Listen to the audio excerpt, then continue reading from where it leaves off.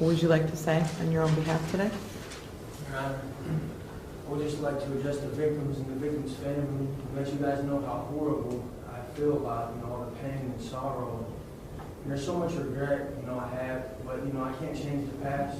Just looking for the future, I just want you guys to know that I pray for each and every one of you and your families every day for the strength and endurance and hope that you guys, can forgive and, everything you guys went through maybe make you stronger people, and hopefully I can, maybe get back to the community and even though this is over, I just want you guys to know how bad I feel about everything that's happened to you. And I know that your life will change forever, but Right here is the emotional contradiction that defines this entire hearing. On one hand, we're hearing remorse, pain, regret, even prayers. But moments later, that remorse collides head-on with a full denial of responsibility. And legally, that matters. Judges look not just at words, but at accountability. So here's the question for you watching. Can someone truly apologize while still denying they caused the harm? So why then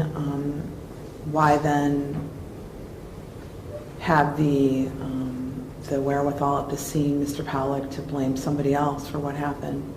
Your Honor, I will still maintain my innocence as not being the driver in this case and continue to maintain my innocence. I feel bad, deeply sorry to all the victims and their injuries, but I would still like to maintain my innocence throughout all of this, Your Honor.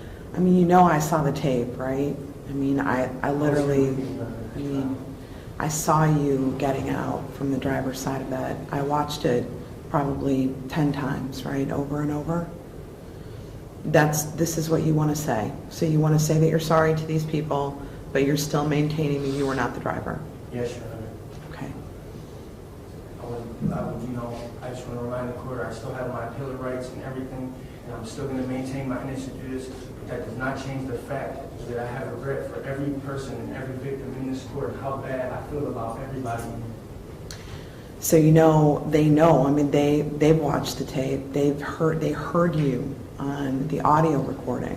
They heard you talking to your co-defendant. So it's insulting, at the very least, I think, for many of them, to have you say that you're sorry to them, but then on the other. This is where the courtroom tension peaks. The judge isn't confused, she's frustrated. Video evidence, audio recordings, eyewitness accounts, all stacked against a claim of innocence. In sentencing hearings, credibility is everything. When a defendant insists on innocence despite overwhelming evidence, it often backfires. Drop a comment. Do you think maintaining innocence here helped or completely destroyed his chances? Your hand say that you're not the person who was responsible. Does that make sense to you? Knowing that it could be frustrating from their perspective that we could see you, what appeared to be you, getting out of the driver's seat of that car, of that truck. We heard you on the tape talking about this incident and what happened. So to continue to maintain that perspective is a bit difficult for the court to swallow, as you can imagine. I understand. Okay. Is there anything else that you would like to say? Anything else, Mr. Paul? There's a whole bunch I'd like to say to that, but I won't. And also before the court as well as the sentence in this case. Thank you.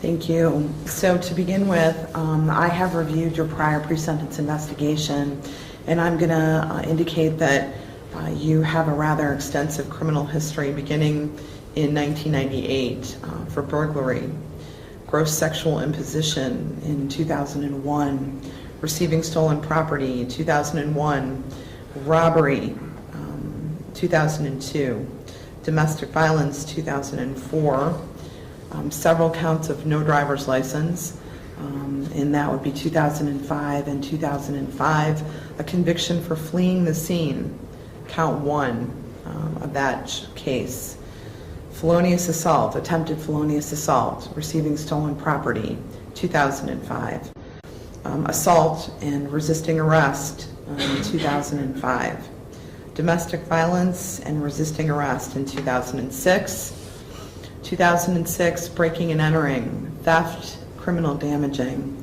criminal mischief, attempted theft, that is all in 2006. Receiving stolen property, count 1, felony 4 in 2006. Failing to comply, receiving stolen property, possessing criminal tools, 2006. Contributing to the delinquency of a minor, grand theft of a motor vehicle, 2007. Obstructing official business, 2007. Receiving stolen property of a motor vehicle in 2007. 2008, breaking and entering. That would have also been additionally 2008, another count of breaking and entering, so 2 separate cases.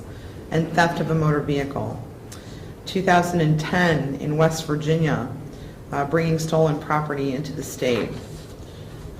Criminal damaging in 2010, receiving stolen property 2011, driving under suspension, expired plates, fictitious plates, grand theft of a motor vehicle out of Eastlake. 2011, burglary and possessing criminal tools with, I might add, ammunition, a starter pistol, and 4 watches, similar to, as I recall, what was recovered in the van, if I'm not mistaken, Mr. Paul.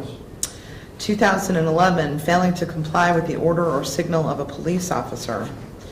And of course, that brings... This is the hammer coming down. Consecutive sentences, not concurrent. That's a massive legal difference. It means the court believes the danger to the public is ongoing, not isolated. The judge isn't just punishing past actions, she's preventing future ones. 35 years isn't just a sentence, it's a statement. And it raises a chilling question. At what point does the justice system decide someone cannot be trusted back into society? Brings us to where we are here today. So, additionally, I want to indicate for the record that I've reviewed the competency report and, of course, the defendant's criminal history.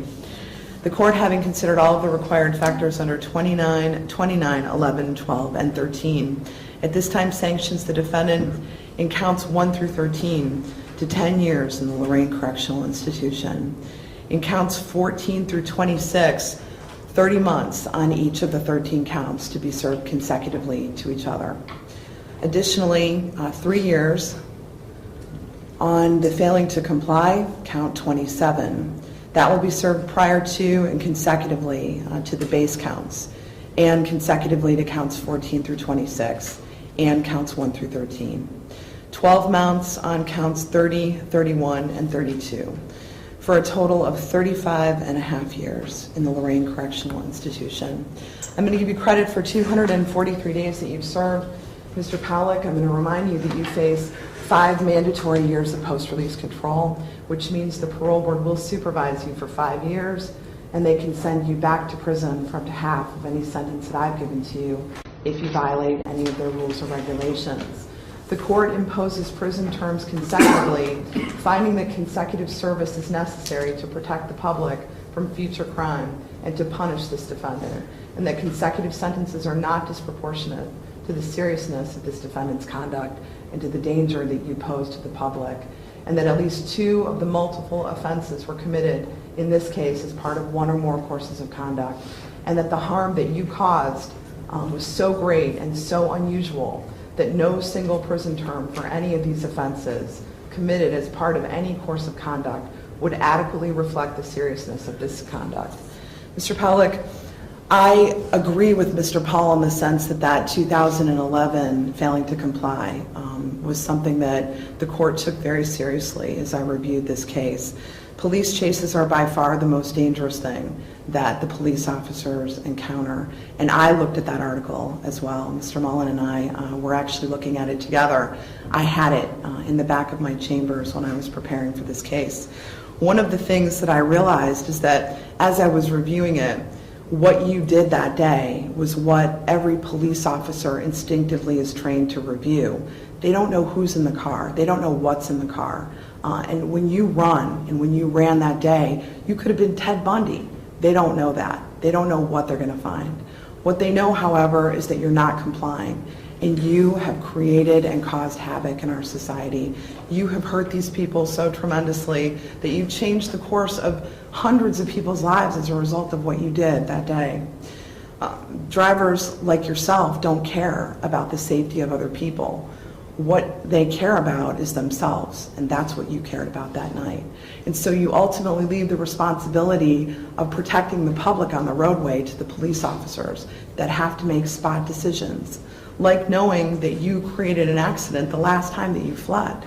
We are so lucky that a family of 5 is not dead as a result of what happened. Had you entered Dover Center that night, you could have killed people. You could have killed any one of these people easily, and you almost killed 4 of them as a result of what happened. Your actions were absolutely irresponsible, and you were a menace to society. And at this point, I'm so incredibly disappointed that you have not taken responsibility for your actions and that you are maintaining, of course, the fact that there was another driver when we literally could clearly see that there was not another driver. We had a videotape and your words that we listened to in this courtroom. So I'm convinced at this point that you need to be taken off the streets. I'm afraid that you will kill people in the future. And I'm going to say to you at this point, you were remanded and you were ordered transported to Lorraine. I'm giving you credit for the time that you've served, and you have 30 days in which to perfect an appeal in this case. I'll order a transcript at state expense, and I will appoint appellate counsel for you. Good luck. Thank you, Your Honor. You haven't given any.